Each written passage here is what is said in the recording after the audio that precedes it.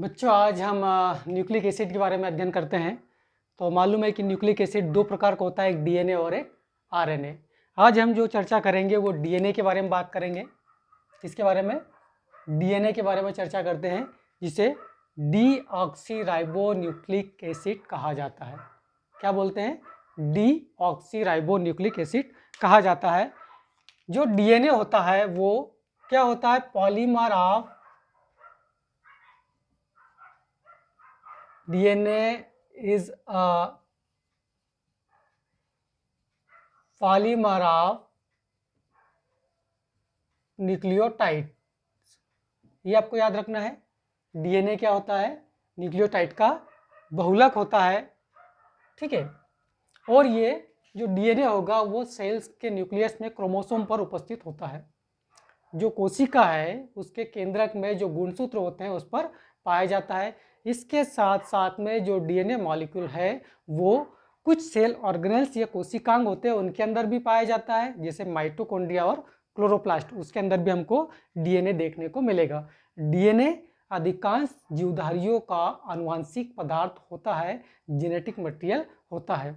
ये यूकेरियोट्स का, प्रोकैरियोट्स का, प्लांट्स का, एनिमल्स का, वायरस का, सभी का ये जेनेटिक मटेरियल होता है। कुछ एक्सेप्शन है जिसमें वायरस के अंदर जो होगा वो कुछ वायरसेस के अंदर हमको आरएनए न्यूक्लिक जेनेटिक मटेरियल के रूप में देखने को मिलता है, लेकिन अधिकांश जो जीवधारी होंगे उनके अंदर डीएनए ही जेनेटिक मटेरियल के रूप में पाया जाता है। हमने बताया कि जो डीएनए होता है वो पॉलीमर ऑफ न्यूक्लियोटाइड का पॉलीमर होता है। तब हम बात करें कि ये न्यूक्लियोटाइड जो होंगे वो किन चीज़ों से मिलकर बने हैं। यदि हमको न्यूक्लियोटाइड का स्ट्रक्चर समझ में आ गया तो हम डीएनए के बारे में पूरी जानकारी बता सकते हैं।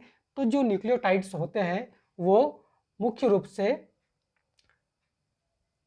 तीन भागों से मिलकर बने होते हैं।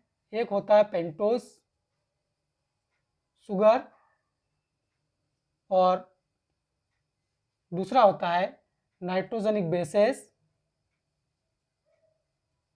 और थर्ड होता है फास्फोरिक एसिड। ठीक है, सामान्य बातें हैं कि जो न्यूक्लियोटाइड है वो तीन कंपोनेंट्स इसके अंदर देखने को मिलते हैं, पेंटोस शुगर, नाइट्रोजेनिक बेस और फास्फोरिक एसिड। हम इन तीनों कंपोनेंट्स के बारे में चर्चा करते हैं। सबसे पहले बात करें हम पेंटोस शुगर की।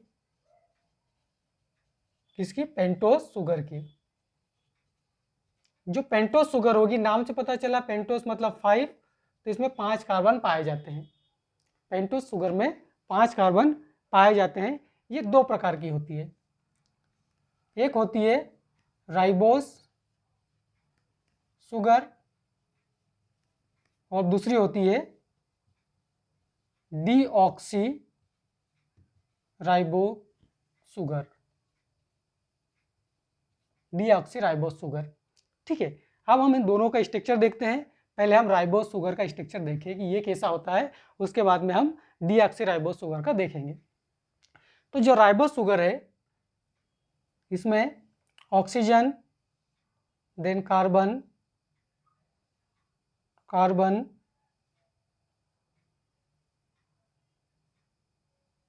इस प्रकार से 4 कार्बन रिंग के अंदर और एक कार्बन जो होगा वो रिंग के बाहर। कुछ स्ट्रक्चर इसका इस प्रकार से होता है। रिंग में 4 कार्बन प्रेजेंस है, 1, हम नंबरिंग भी करें, 1, 2, 3, 4, जस्ट मिनट, हम अलग कलर से करें तो थोड़ा सा कंफ्यूजन नहीं होगा। इसमें 1, 2, 3, 4 और 5 कार्बन पेंटोस शुगर के अंदर पाए जाते हैं, जिसमें से 4 कार्बन 1, 2, 3, 4 और एक ऑक्सीजन मॉलिक्यूल ये इस रिंग में प्रेजेंट होते हैं और एक कार्बन जो होता है वो रिंग से बाहर होता है। ठीक है, अब देखें तो कार्बन नंबर 1 पर हमको H और OH, कार्बन नंबर 2 पर H and OH, carbon number 3 पर H और OH, और कार्बन नंबर 4 पर हमको H और ऊपर की ओर CH2OH होते हैं। मतलब यहाँ पर हमको दो फंक्शनल ग्रुप देखने को मिल रहे हैं, एक कार्बन नंबर 2 पर, एक कार्बन नंबर 3 पर। नीचे की ओर हम देखें, ठीक है, 2 नंबर और 3 नंबर पर हमको फंक्शनल ग्रुप देखने को मिल रहे हैं।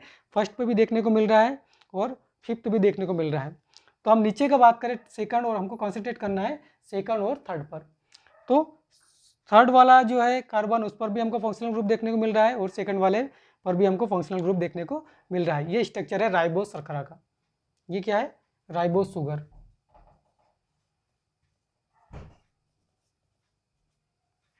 ठीक है, अब हम डीऑक्सीराइबोस शुगर के बारे में बात करते हैं। तो इसमें ऑक्सीजन, कार्बन, कार्बन और इस प्रकार से हमने स्ट्रक्चर बनाया। 4 कार्बन रिंग के अंदर सेम स्ट्रक्चर बन रहा है, एक कार्बन रिंग से बाहर की ओर। मतलब यहाँ भी हमको जो रिंग है वो 4 कार्बन से मिलकर बनी है और एक ऑक्सीजन मॉलिक्यूल से मिलकर बनी हुई है। 5वां कार्बन जो है कहाँ है? रिंग से बाहर है। हम इसकी भी नंबरिंग कर दे पहले। ये फर्स्ट, सेकंड, थर्ड, फोर्थ और फिफ्थ कार्बन। अब यहाँ देखें हम, फर्स्ट कार्बन से H और OH अटैच है, सेकंड कार्बन पर H, देन H, थर्ड पर H और OH, और फोर्थ पर H और ऊपर की ओर CH2OH यहाँ पर अटैच है। अब देखिए क्या हो रहा है यहाँ पर। जो राइबोस शर्करा है उसमें सेकंड कार्बन पर भी OH ग्रुप है, थर्ड पर भी OH ग्रुप है, लेकिन ये जो डीऑक्सीराइबोस शर्करा है, कौन सी? डीऑक्सीराइबोस शुगर है, इसमें आपको थर्ड पर तो OH ग्रुप देखने को मिल रहा है, लेकिन सेकंड पर OH ग्रुप एब्सेंट है, यहाँ पर सिर्फ H है। मतलब यहाँ से ऑक्सीजन का रिमूवल हो गया है, डीऑक्सी हो गया है ये, इसीलिए इसको क्या बोला जाता है? डीऑक्सीराइबोस शुगर कहा जाता है।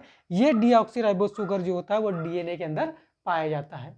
डीएनए की जो पेंटोस शर्करा होगी, शुगर होगी, वो कैसी होगी? डीऑक्सी प्रकार की होगी, और जो आरएनए की होगी वो कैसी होगी? राइबोस प्रकार की होगी। ठीक है, तो ये हो गया शुगर के बारे में। इसकी कार्बन की नंबरिंग हमने देख ली, कौन से कार्बन पर फंक्शनल ग्रुप रिमूव हुआ है। तो हमने बताया कि सेकंड नंबर का जो कार्बन है वहाँ से ऑक्सीजन रिमूव हो गई, सिर्फ H ही बचा है, और राइबोस के अंदर 2 और 3 नंबर के कार्बन पर भी फंक्शनल ग्रुप पाया जाता है। ठीक है, अब हमने बताया कि डीएनए के अंदर डीऑक्सीराइबोस पाया जाता है और आरएनए के अंदर राइबोस शुगर पाई जाती है। यहाँ पर हमको सेकंड और थर्ड यहाँ पर फंक्शनल ग्रुप देखने को मिल रहा है, मतलब इसकी तुलना में इसमें कम फंक्शनल ग्रुप है। डीऑक्सीराइबोस जो शुगर है उसमें फंक्शनल ग्रुप कम है, और राइबोस शुगर के अंदर फंक्शनल ग्रुप हमको ज़्यादा देखने को मिल रहा है। जितने ज़्यादा फंक्शनल ग्रुप उतना ज़्यादा एक्टिव मॉलिक्यूल होगा, उतना ज़्यादा वो क्रियाशील होगा। ठीक है, तो आरएनए की तुलना में, मतलब या राइबोस शुगर की तुलना में डीऑक्सीराइबोस शुगर जो होगी वो कैसी होगी? कम रिएक्टिव होगी।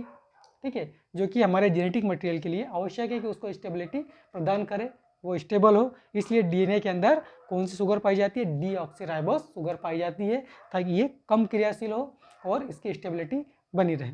ठीक है, ये तो हो गया आपका राइबोस शुगर के बारे में। अब हम चर्चा करते हैं इसका नेक्स्ट कंपोनेंट जो है वो है आपका नाइट्रोजेनिक बेसेस। तो नाइट्रोजेनिक बेसेस इसके अंदर 2 प्रकार की होती है। तो हम यहाँ हेडिंग डालें, N2 बेसेस जो होगी ये 2 प्रकार की होती है। एक होती है प्यूरिन और एक होती है पायरिमिडिन। प्यूरिन और पायरिमिडिन या पिरिमिडिन। प्यूरिन जो होगी इसमें 2 नाइट्रोजेनिक बेसेस आते हैं, या 2 इसके अंदर कंपोनेंट्स हैं, एक है एडेनाइन और दूसरा है ग्वानिन। ठीक है, और पायरिमिडिन के अंतर्गत साइटोसिन,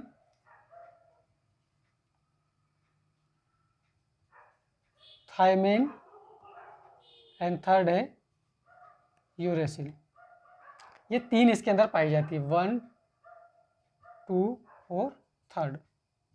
और यहाँ पर कितनी है, 1st और 2nd। 2 यहाँ पर प्यूरिन क्षारक हमारे पास में प्यूरिन बेसेस 2 होती है, एडेनिन और ग्वानिन।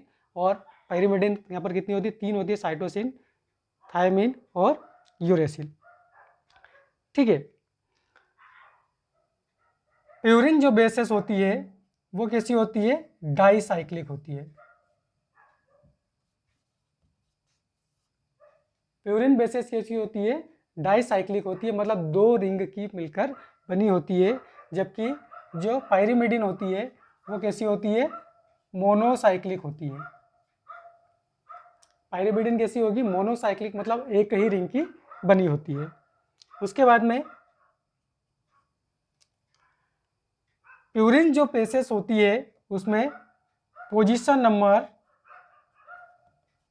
पोजीशन 1st 3rd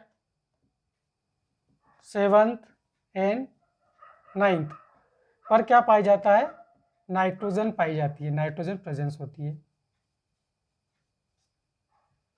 कितने, 1st 3rd 7th और 9th पोजीशन पर नाइट्रोजन पाई जाती है। मतलब इस प्रकार हम देखें तो प्यूरिन में कितने नाइट्रोजन है, 4 नाइट्रोजन एटम पाए जाते हैं। पायरिमिडिन की बात करें अपन तो इसमें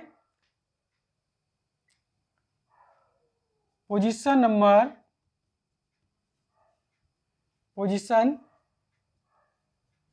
1st एंड 3rd पर नाइट्रोजन एटम पाया जाता है। पोजीशन नंबर 1st और 3rd पर नाइट्रोजन एटम पाए जाते हैं। मतलब कुल मिलाए कितनी नाइट्रोजन है, यहाँ पर 2 नाइट्रोजन एटम पाए जाते हैं, किसमें, पायरिमिडिन के। और प्यूरिन के अंदर कितने पाए जाते हैं, 4 पाए जाते हैं। कौन कौन सी पोजीशन पर, 1st number, 3rd number, 7th number और 9th पोजीशन पर। ठीक है। और इसमें 1st और 3rd पर कुल टोटल 2 नाइट्रोजन एटम यहाँ पर पाए जाते हैं। ठीक है। अब हम आगे बात करें, जो प्यूरिन बेसिस होती है वो पेंटोस शुगर के 1st कार्बन से अटैच होती है। प्यूरिन बेसिस पेंटोस शुगर के 1st कार्बन से अपने 9 कार्बन के द्वारा अटैच होती है। ठीक है। तो क्या आएगा कि 1st carbon of pentose sugar,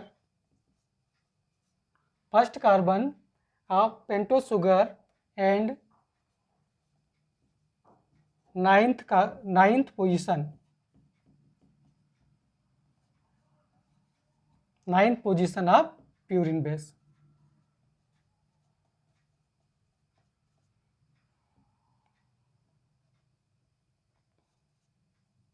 make bond, मतलब यहाँ से वो अटैच होती है। पेंटोस शुगर का 1st कार्बन और जो प्यूरिन बेसिस है वो एडेनिन होगा या ग्वानिन होगा, तो इसकी 9th पोजीशन से वो अटैच होते हैं। ठीक है। इसकी बात करें इधर हम तो इसमें 1st carbon of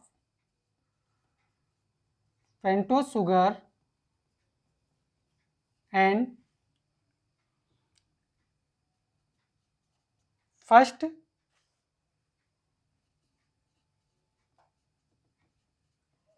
position of pyrimidine base make bond, या यहाँ पर बॉन्डिंग करेंगे वो अटैच होंगे। ठीक है। तो इतना आपको क्लियर हो गया। क्या क्या चीज़ें, प्यूरिन के अंदर 2, एक होता है एडेनिन जिसको हम ए के द्वारा रिप्रेजेंट करेंगे, दूसरा ग्वानिन जिसको जी के द्वारा हम रिप्रेजेंट करेंगे। पायरिमिडिन में 3 होते हैं, साइटोसिन को सी, थायमिन को टी और यूरेसिल को सी के द्वारा हम लिखते हैं। डीएनए मॉलिक्यूल में साइटोसिन और थायमिन ये 2 पायरिमिडिन बेसेस पाए जाते हैं, यूरेसिल इसके अंदर नहीं पाया जाता। ठीक है। यूरेसिल आरएनए के अंदर पाया जाता, थायमिन के स्थान पर। क्लियर। प्यूरिन जो होंगे वो डाइसाइक्लिक होंगे, मतलब जो इनका स्ट्रक्चर होगा 2 रिंग से मिलकर बना होता है, जबकि पायरिमिडिन जो होंगे वो कैसे होंगे, मोनोसाइक्लिक होते हैं, इनका स्ट्रक्चर सिर्फ सिंगल रिंग से मिलकर बना होता है। इसके position number 1st, 3rd, 7th और 9th पोजीशन पर नाइट्रोजन एटम पाया जाता है, मतलब कुल मिलाकर 4 नाइट्रोजन एटम इस प्यूरिन बेसिस के अंदर मिलेंगे। पायरिमिडिन के अंदर पोजीशन 1st एंड 3rd पर नाइट्रोजन प्रेजेंस होता है, मतलब कुल टोटल कितने, 2 नाइट्रोजन एटम यहाँ पर पाए जाएंगे। इनका जो अटैचमेंट है पेंटोस शुगर के साथ में, तो प्यूरिन का 9th पोजीशन पे, प्यूरिन की 9th पोजीशन और पेंटोस शुगर का 1st कार्बन अटैच होता है और ये बॉन्ड बनाते हैं, उस बॉन्ड को ग्लाइकोसाइडिक बॉन्ड कहा जाता है। ठीक है, उसी प्रकार से पायरिमिडिन की बात करें तो 1st position of pentose sugar and 1st position of pyrimidine, मतलब दोनों का फर्स्ट पोजीशन जो होगी वो बॉन्डिंग करेगी। ठीक है, हम देखेंगे कि कहाँ पर अब ग्लाइकोसाइडिक बॉन्ड बनता है और दूसरा कौन सा बॉन्ड बनता है। ठीक, तो ये हो गया इसका शुगर अपना N2 बेसिस के बारे में। अब 3rd इसका जो कंपोजिशन आता है वो है आपका फास्फोरिक एसिड। कौन सा, फास्फोरिक एसिड। अब हम देखते हैं कि फास्फोरिक एसिड किस प्रकार से है। तो 3rd जो कंपोजिशन है वो है आपका फास्फोरिक एसिड, जो न्यूक्लियोटाइड का फास्फोरिक एसिड। फास्फोरिक एसिड कुछ इस प्रकार से होता है,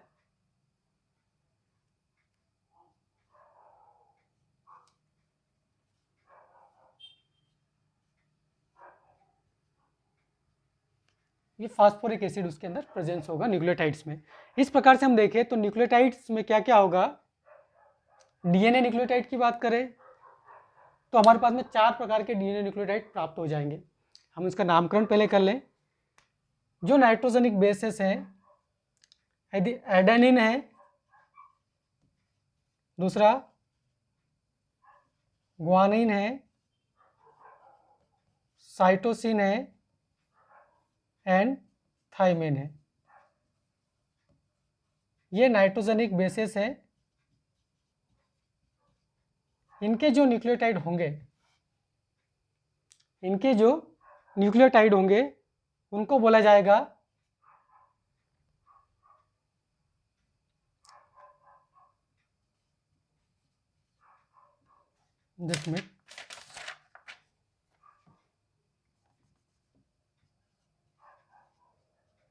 deoxy adenosine monophosphate. Deoxy adenosine monophosphate. ठीक है, ग्वानिन को बोला जाएगा डीऑक्सी गोनोसाइन मोनोफॉस्फेट। साइटोसिन को डीऑक्सी साइटिडिन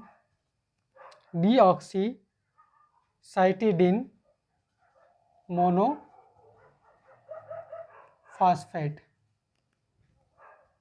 और इसको बोला जाएगा थाइमिडिन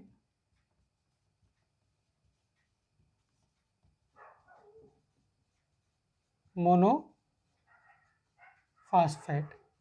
तो जो न्यूक्लियोटाइड्स होंगे डीएनए में वो 4 प्रकार के न्यूक्लियोटाइड्स होंगे। Deoxy adenosine monophosphate, deoxy guanosine monophosphate, deoxy cytidine monophosphate और थाइमिडिन मोनोफॉस्फेट। ठीक है, अब हम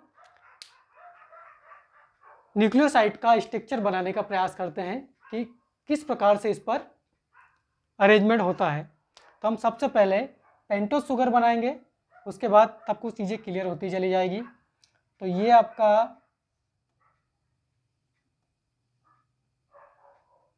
पेंटोस शुगर हमने बनाया, जिस पर है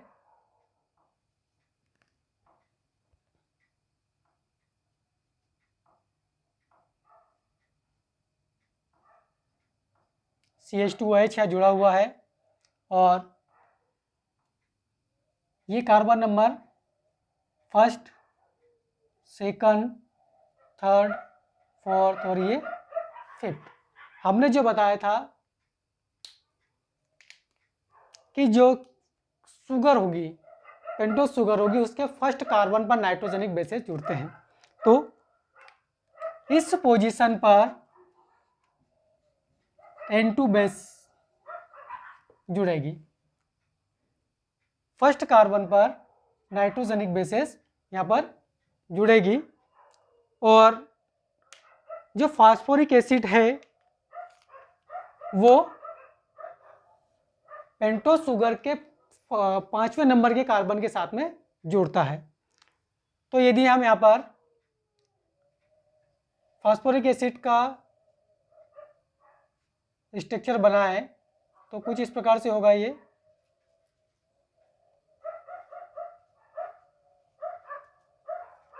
हम इसको थोड़ा सा अलग कलर से बनाए तो थोड़ा सा क्लियर होगा।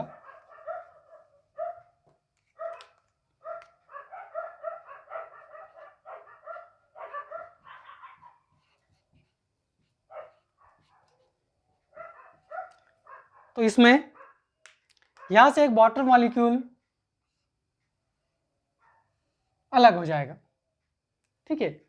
तो फर्स्ट पोजीशन पर नाइट्रोजनिक बेसेस जुड़ रहे हैं, कौन से? Carbon number first, pentose sugar के कार्बन नंबर फर्स्ट से नाइट्रोजनिक बेस जुड़ेंगे और ये जो बॉन्ड होगा इसको बोला जाता है ग्लाइकोसाइडिक बॉन्ड। तो आपको याद रखना है कि डीएनए के अंदर या न्यूक्लियोटाइड के अंदर जो ग्लाइकोसाइडिक बॉन्ड होगा वो पेंटोस शुगर के कार्बन नंबर फर्स्ट से नाइट्रोजनिक शुगर जो जुड़ेगी, जो नाइट्रोजनिक क्षार जो जुड़ेगी, उनके दोनों के मध्य में ग्लाइकोसाइडिक बॉन्ड यहाँ पर फॉर्म होता है। और यहाँ से इस वाटर मॉलिक्यूल के निकलने के बाद जो यहाँ पर बॉन्ड बनेगा उसको बोला जाता है फास्फोडाइएस्टर बॉन्ड। फास्फोडाइएस्टर बॉन्ड। तो ये भी याद रखना है आपको कि जो फास्फोडाइएस्टर बॉन्ड है वो कहाँ बनता है डीएनए मॉलिक्यूल के अंदर? तो पेंटोस शुगर के कार्बन नंबर 5 और फास्फोरिक अम्ल के बीच में, फास्फोरिक एसिड के बीच में यहाँ पर फास्फोडाइएस्टर बॉन्ड का फॉर्मेशन होता है और ग्लाइकोसाइडिक बॉन्ड जो होगा पेंटोस शुगर के कार्बन नंबर फर्स्ट और नाइट्रोजनिक बेस के बीच में यहाँ पर ग्लाइकोसाइडिक बॉन्ड का निर्माण होता है। तो इस प्रकार से न्यूक्लियोटाइड जो होते हैं वो कैसे होंगे, इसको हम P के द्वारा दिखाए फास्फोरस को।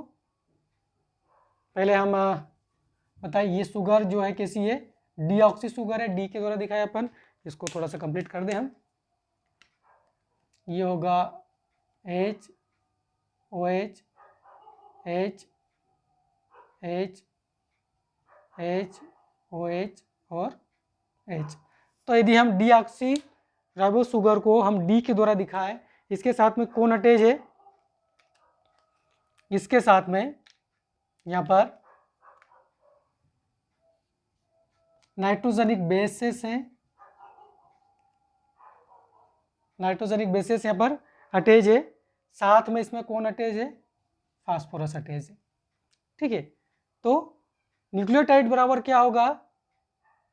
Deoxyribose sugar plus N2 base plus phosphate. ये तीन यदि हमको कंपोनेंट मिल रहे हैं तो वो क्या होगा? न्यूक्लियोटाइड होगा। बहुत सारे न्यूक्लियोटाइड मिलकर क्या बनाएंगे? डीएनए मॉलिक्यूल बनाएंगे। एक वर्ड और आता है जिसको बोला था न्यूक्लियोसाइड। क्या आता है? न्यूक्लियोसाइड। तो यदि हम यहाँ से फास्फोरस को हटा दें या सॉरी फास्फोरिक एसिड को हटा दें तो बचेगा क्या? डीऑक्सीराइबो शुगर बचेगी, उसके साथ में नाइट्रोजनिक बेस बचेंगे। तो ये दोनों जो होंगे वो क्या कहलाएंगे? न्यूक्लियोसाइड कहलाएंगे। तो न्यूक्लियोसाइड में क्या आएगा? पेंटोस शुगर आएगी प्लस N2 बेसेस, ठीक है। न्यूक्लियोसाइड में क्या आएंगे? पेंटोस शुगर, डीएनए की बात होगी तो डीऑक्सी होगी, आरएनए की बात होगी तो राइबोस शुगर होगी। हमने पेंटोस शुगर प्लस नाइट्रोजनिक बेसेस लिख दिया है। यदि न्यूक्लियोटाइड की बात हो रही है तो क्या होगा, पेंटोस शुगर, हम यहाँ लिखे phosphorus plus pentose sugar plus N2 bases. Clear? तो न्यूक्लियोटाइड में फास्फोरस ऐड हो जाता है।